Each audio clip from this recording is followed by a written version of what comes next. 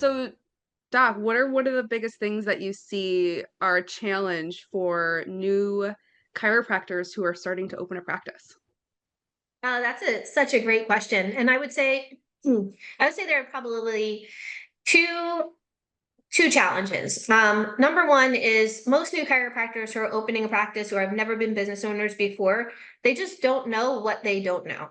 So I would say, and I don't say this because I'm a mentor or a coach. I say this because why struggle and reinvent the wheel when there are so many mentors and so many coaches that can literally walk you by the hand and bring you through the entire process of opening a practice. And that eliminates so much stress, anxiety, worry, lost money, and lost revenue.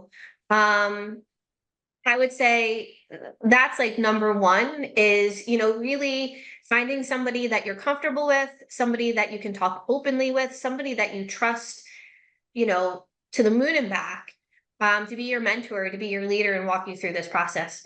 Then I would say the second biggest concern that I get from most chiropractors that are, especially ones that are coming out of school, are how do I fund my practice?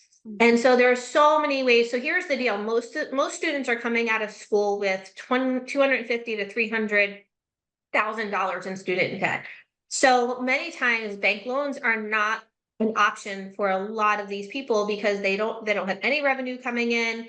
They have no work history, they have no practice history, and then they have these massive student loan debts on top of it. And so we have to be a little bit creative in where we look for capital, because you're going to need capital to open a practice. So what we help our students do is, number one is I help them to figure out and calculate exactly how much capital they're going to need. So most people don't even know that. Most people have no idea how much capital they're going to need. And every practice is going to be different based on the type of practice they want to have, whether it's a CBP practice or a diversified practice, a family practice, a sports medicine practice. That overhead is going to look different for all those different types of practices. Then the second thing is just helping people get creative on where to find money. So some of the more creative things that I've seen people do is they found private lending groups that give lines of credit. So for example, one of our students opened up a practice and they got $75,000 on an 18-month interest-free line of credit. Now, there's a fee for that, but the fee comes right out of the line of credit. So as long as you pay that back in 18 months, you're golden, right? Because at 75,000, that can easily carry your practice. And if you do what I tell you to do when you're opening your practice, you should have no problem paying that off within less than 18 months.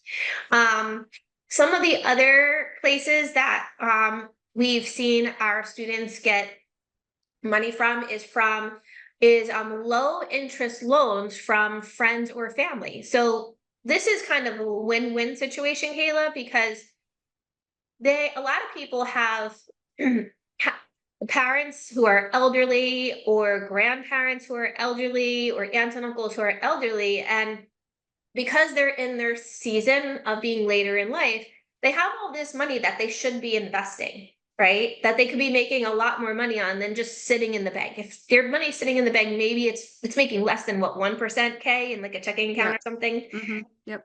And if you were to go get a business loan, you're looking at what, I don't know, 6 or 7 or 8%, maybe Yep. even more than that if you have high student loans, right? So if you can negotiate a rate higher than 1%, that would benefit person lending you the money. But lower than 7 or 8%, then that benefits you. And it becomes a win-win situation, because now people are putting their money in an investment, somebody that they believe in, somebody that they trust, somebody who they want to support anyway, and they're making back bank on their money. That's awesome.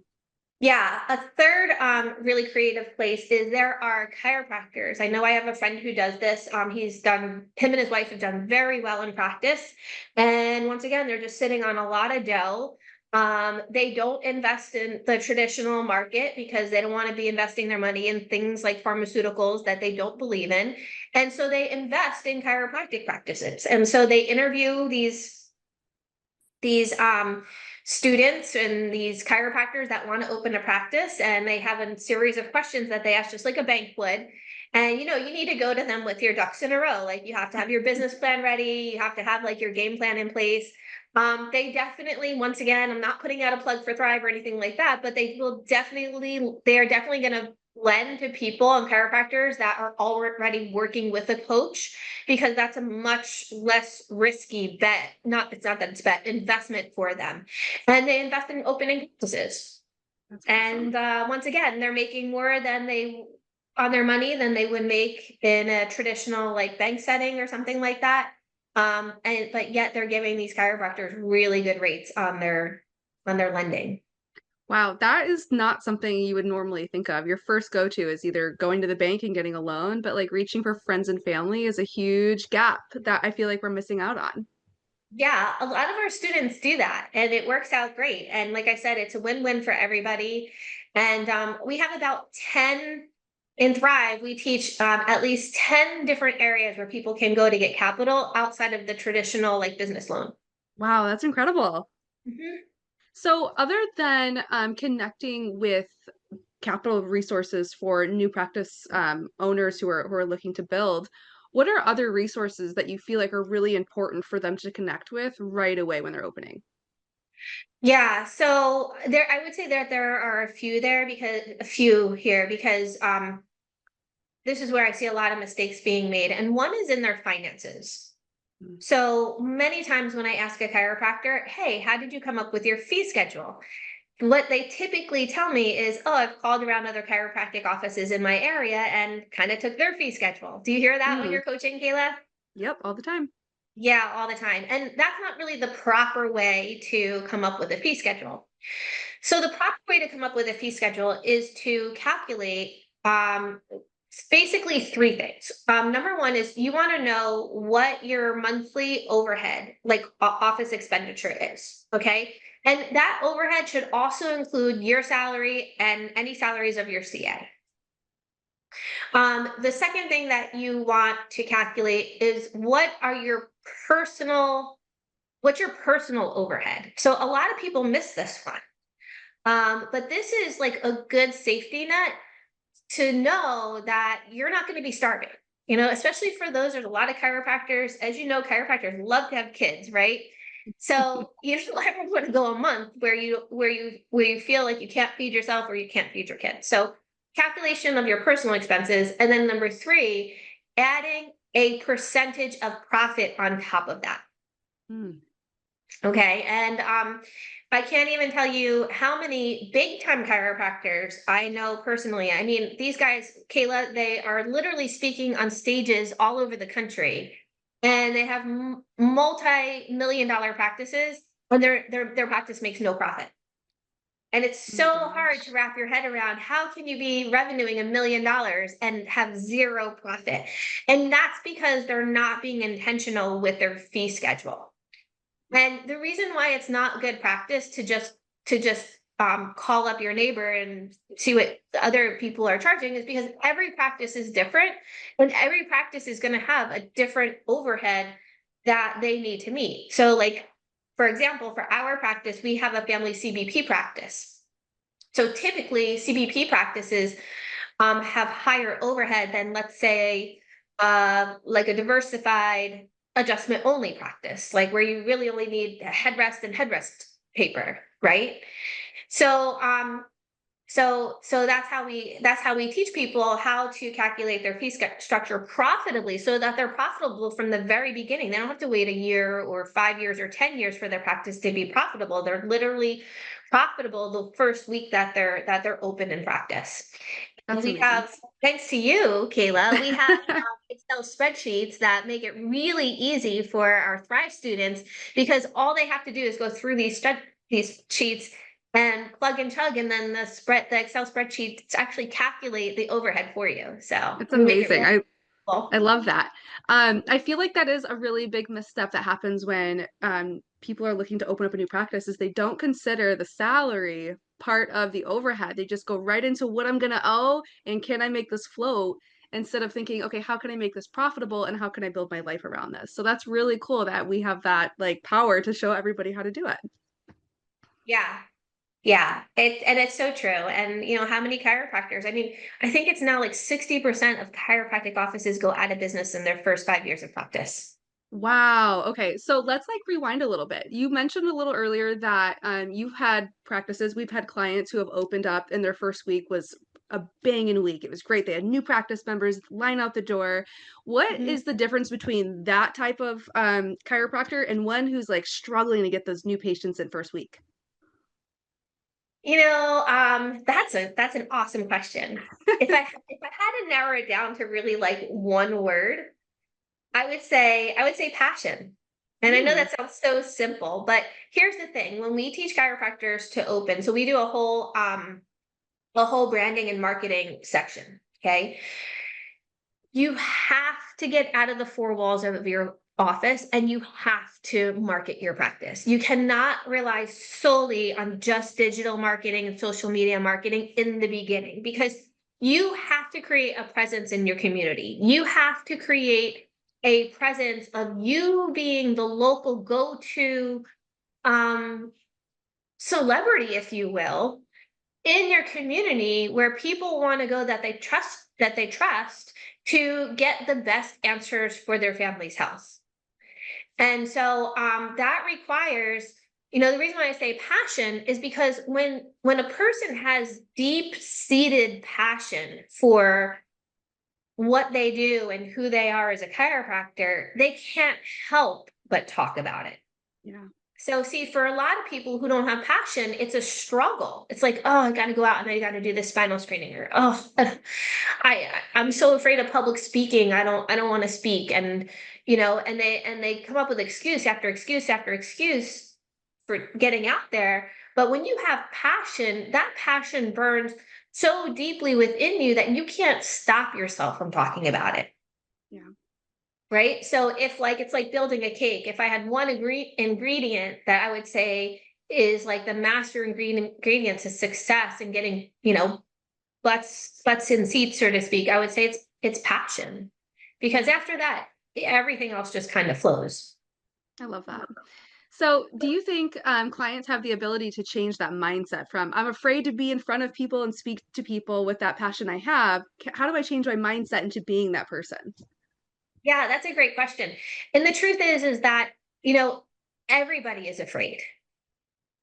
And so it's definitely possible. That was me. I was like so afraid to talk about chiropractic, and I was so afraid of offending people, and I was so afraid of saying the wrong thing or upsetting somebody, or I was so afraid of so many things that I was just one big ball of fear. And then when this was my experience, when I started to realize that I had a gift in chiropractic that people not just needed, but like people were thirsty for, people were desperate for this gift. And I realized that this gift and delivering it to the world was way bigger than being afraid of hurting somebody's feelings.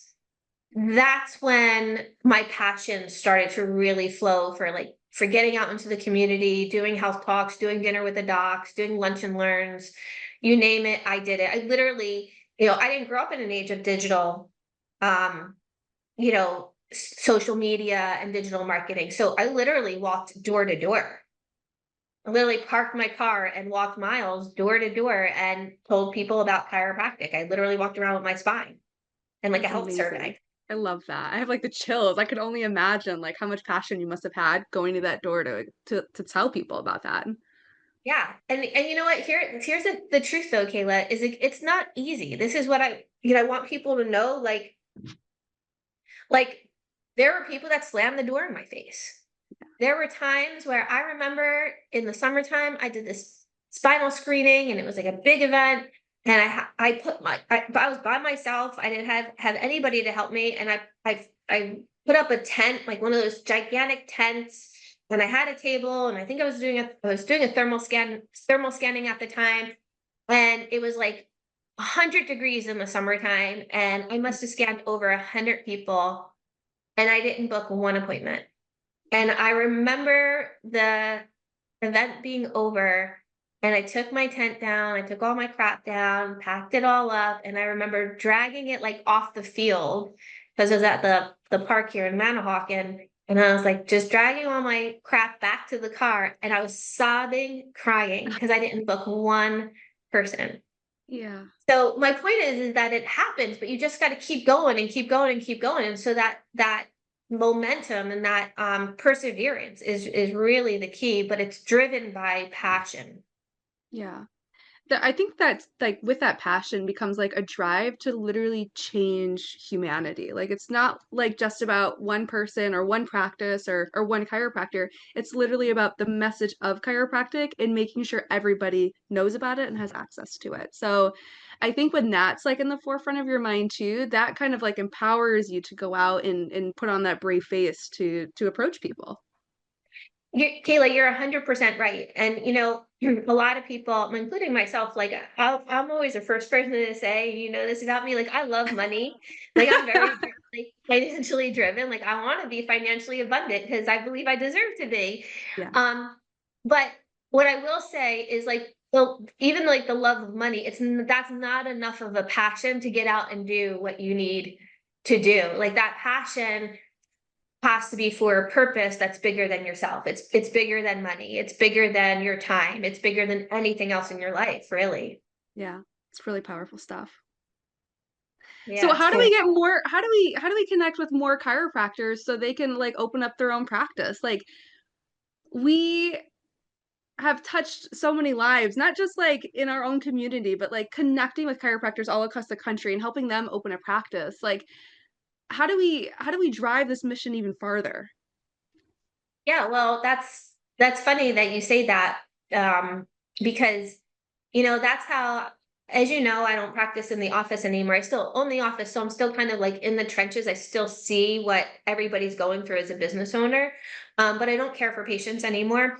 And as you know, we help chiropractors open practices, and so I feel like that's my contribution back to humanity. And now, like instead of just helping my small communities, now I'm like helping all these different communities all over the country. And, Yeah. and now we even have somebody in we have a couple people in Puerto Rico, right? Students that we have in Puerto Rico. So we're actually going outside of the of the 50 states. So that's really cool. And I think, for us, I think it's the same thing. Like we've tried all kinds of digital like marketing and stuff to attract students to Thrive. But really our whole business is based on referrals. Like if you talk to anybody that has gone through our program, we just get like rave reviews because we make it easy, we make it fun, we have a good time, and people are profitable in their first week. Like people pay for our program within their first week of opening a practice. Boom. Just like that. Hmm. Really awesome. Yeah. I'm So freezing, Doc. cool.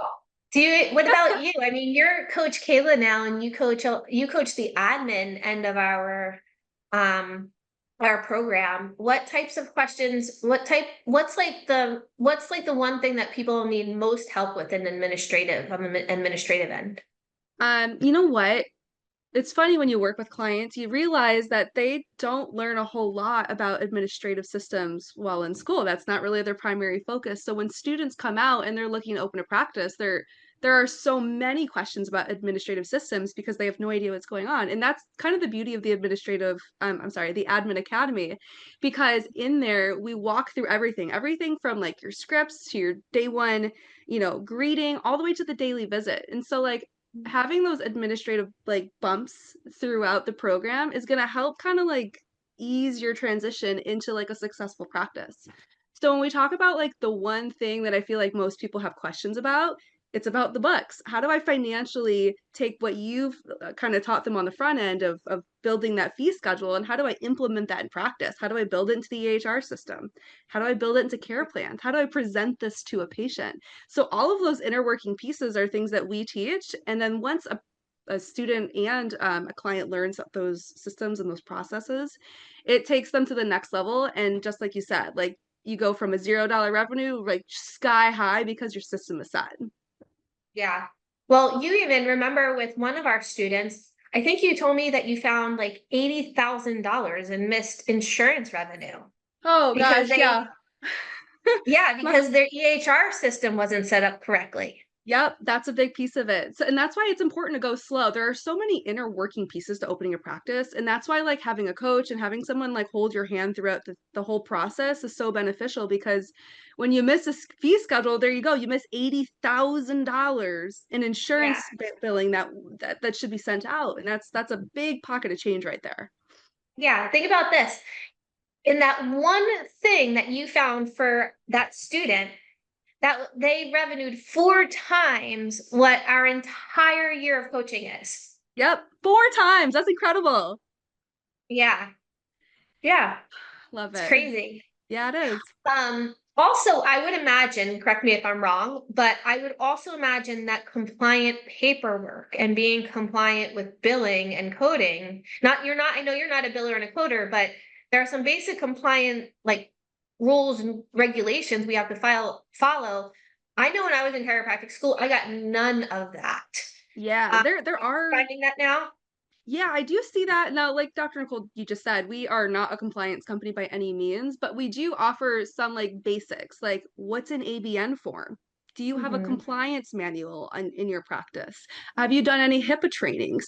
So, like those little things you don't think about until you're far into practice and you're like, oh, wait, what about compliance? And then you realize you need to implement all of these different meetings, paperwork, or forms, paperwork, everything like that to bring your practice up to legality. So yeah, compliance is a huge thing that we talk about in the Admin Academy. Yeah, that's awesome. I love that.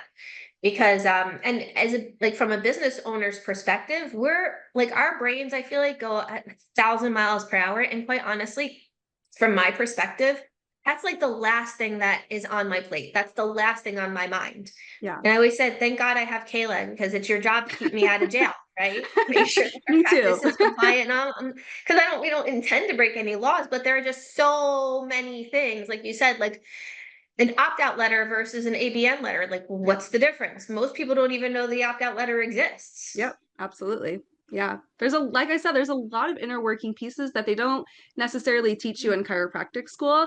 I've even Mhm. had students before they found our program say they had to go attend a class over the weekend to figure out how to send a bill out. So I think like when Mhm. they come and join us and they realize how simple it is, it becomes like so much easier to open a practice for them. And that's really the magical part of Thrive Chiropractic. And now I feel like I'm kind of pitching at Thrive a little bit, but it's the truth.